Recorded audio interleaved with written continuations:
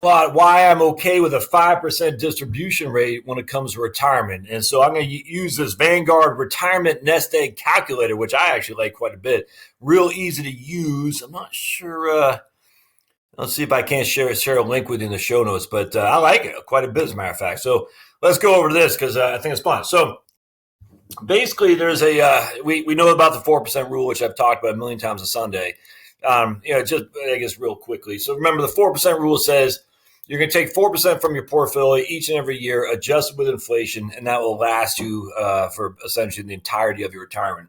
The drawback about the 4% rule is it was done in 1994, I think.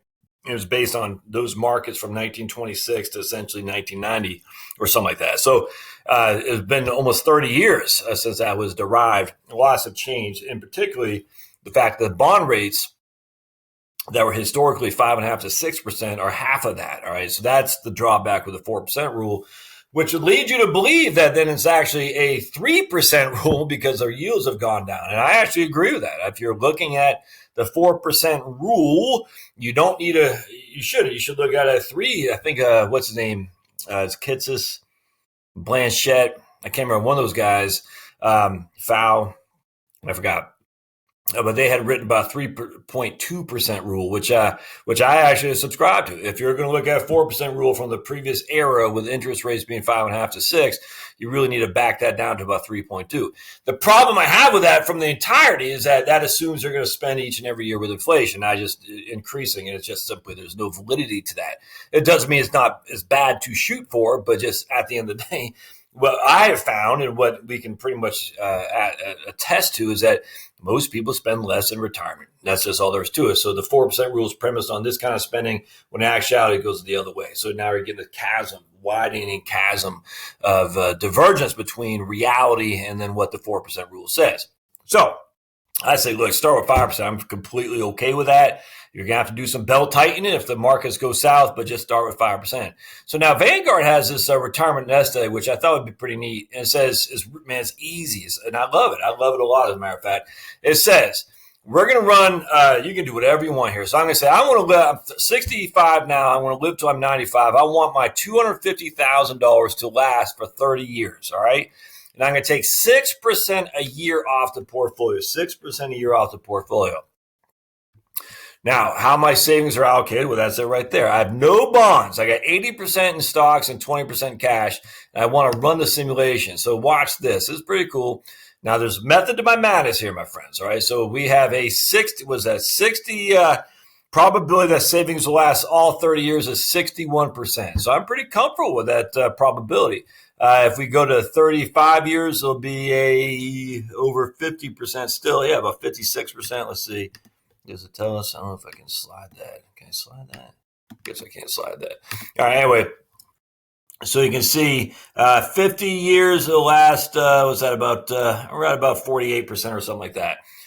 Projected, that's how long it'll last. Projected savings balance, this is hard to figure out, and the percent of projected results within 50% of the time I'd have 1.8 million. I can't figure that one out. That's a tough one to figure out. Percent of projected results. The dark one is 50% of the time. So 50% of the time I'd have over 1.8 million and 50% of the time I have less than 1.8 million. I can't figure that one out. But anyway, it doesn't matter. So let me go to explain this chart. So that looks pretty good. You might be saying, why don't you have any bonds in there, Josh? Well, let's go back to this guy here. And I'm going to go to blank.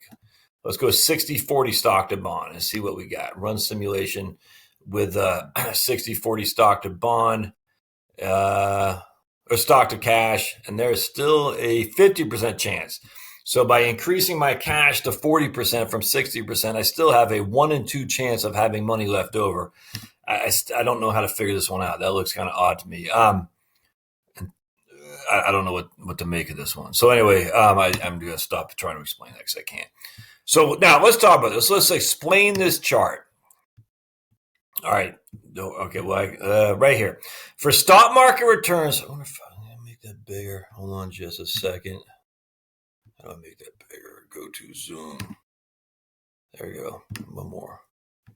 For stock market returns, we use the Standard & Poor's S&P 500 from 1926 to 1970, Wilshire 5000 from 1970 through 2005, and the MSCI U.S. Broad Market Index thereafter. For bond market returns, we use the S&P 500, high grade, blah, blah, blah. And then for the returns on short-term reserves, i.e. cash, we use the Citigroup 3-month Treasury Bill.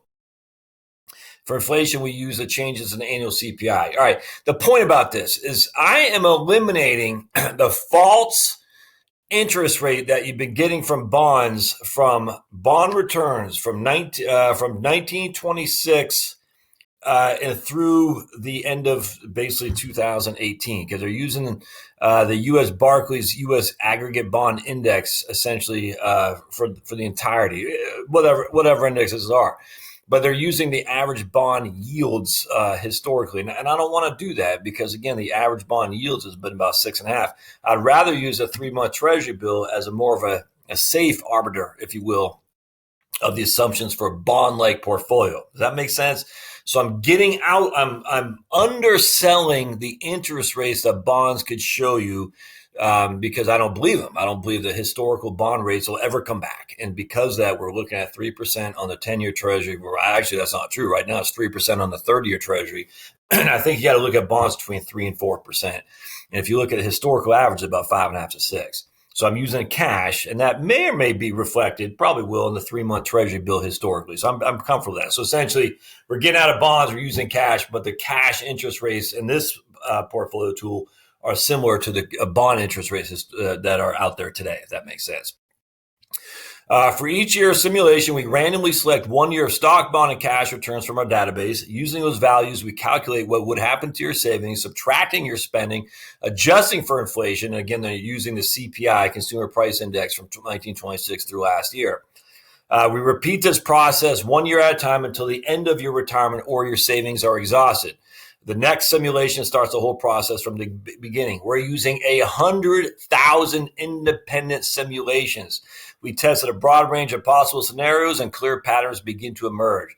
By keeping track of the number of simulations in which your savings last for a certain period of time, we're able to estimate the probability that your plan will be successful.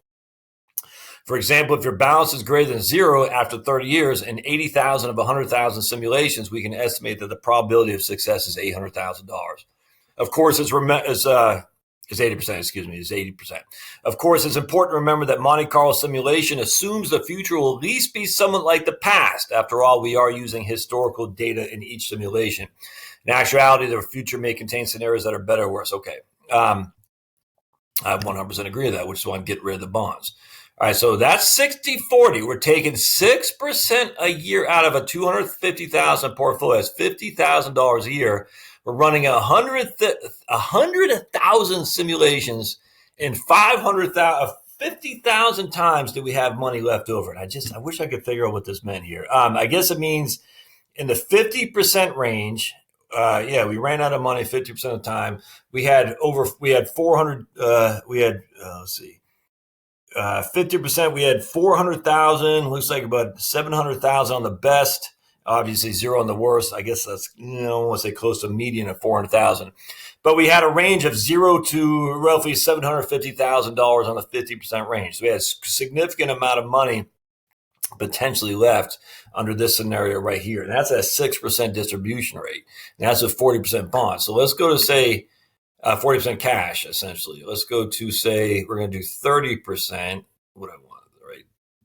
30% right there. And I don't want any bonds. We're going to do 70-30. And this is more to my liking here. Again, 6%. What's the probability? I got to go back to this guy.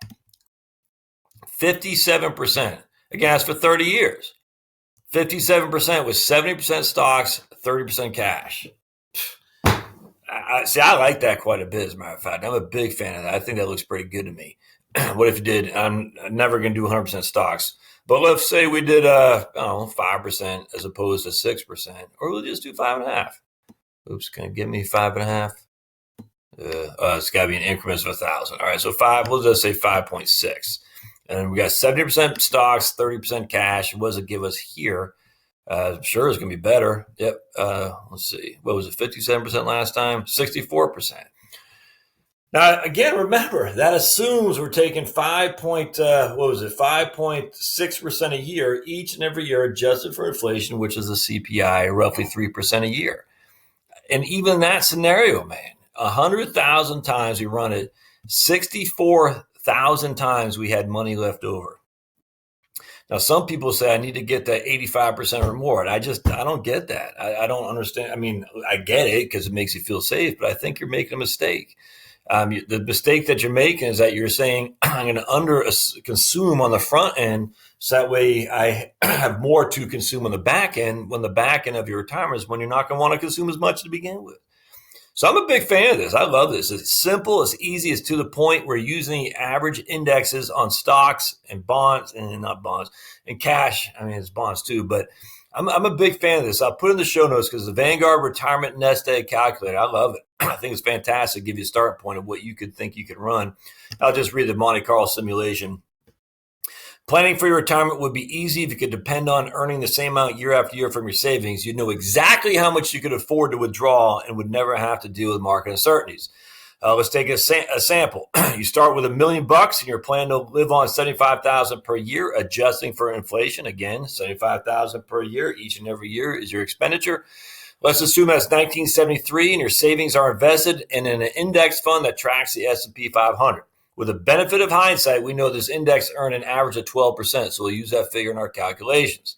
The graph above shows the results of your 30-year retirement. Your portfolio earned more than you spent. If this happened to you, you might include that spending $75,000 was too conservative.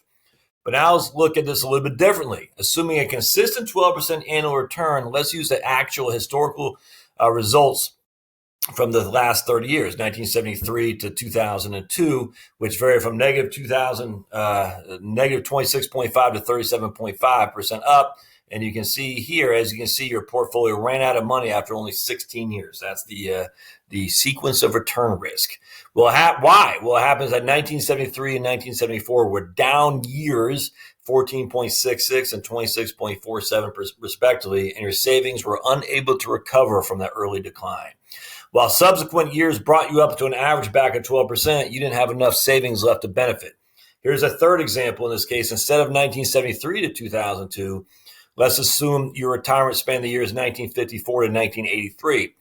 Coincidentally, the average return of the S&P 500 of those 30 years was also 12%. So we might expect similar results. However, the chart shows us surprising news. After 30 years, your portfolio is worth more than $8 million. That's because 1954 and 55 were remarkable years with annual returns of 52.6 and 31.6 respectively. With that extra money in your account at the beginning of your retirement, you're easily able to weather the storms of 1973 and 1974. Monte Carlo gives you a more realistic assessment on how the future may unfold by looking at a wide variety of potential market scenarios that take fluctuating returns into account. Instead of basic calculations on just one average rate of return, we generate 100,000 simulations of hypothetical market scenarios and calculate the impact on your savings during each retirement. How does it work? For stock market returns, I'll let you, we just talked about that. So there is a simulation. We're doing all of these 100,000 independent ones, a broad range of samples, and it's awesome. That's the best thing we have. Will it be right? No, it's not going to be right because we have no clue what the returns are going to be. But it's the best thing we have in terms of assumptions you can make about going forward.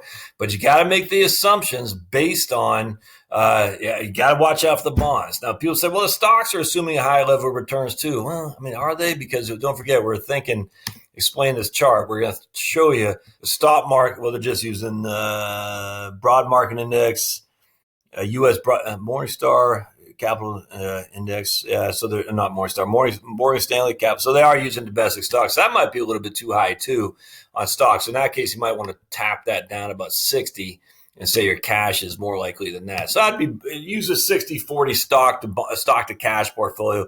I'd be more comfortable with that because that way you're not getting some of the benefits of high stock returns historically. You're actually putting a ceiling to some degree on the upside of this 40%, which won't be much. So I'm comfortable with that for sure. But either way, That's why I use the 5%, because I think it's very justified to say you're not going to spend 4%, 5% each and every year increase of inflation. You're going to spend less as you age. And because of that, I think you can gamble a little bit on a little bit more consumption on the front end of your retirement and enjoy it, man. Enjoy it. You only live once. All right. Hope this helps. I'll put a link in the show notes. Don't forget to subscribe, share. I'd love to hear your comments. If you have a different calculator, I'd love to see that for sure. And just let me know. All right. Thanks, guys.